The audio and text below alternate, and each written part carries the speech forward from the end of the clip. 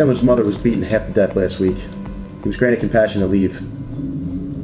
Before he left for Saudi Arabia, someone gave him $250,000. They told him if he delivered it to an address in Los Angeles, they wouldn't finish the job on his mother. He was an easy target. Only child. So this is not just about another dead Marine. I think it was linked to the arms deal case we were working with. I want you to liaise with them. Pick an agent to go with you. San Diego? Los Angeles, OSP.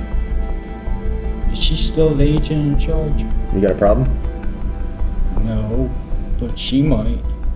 Well, you guys are on the same team. You're gonna have to work that out.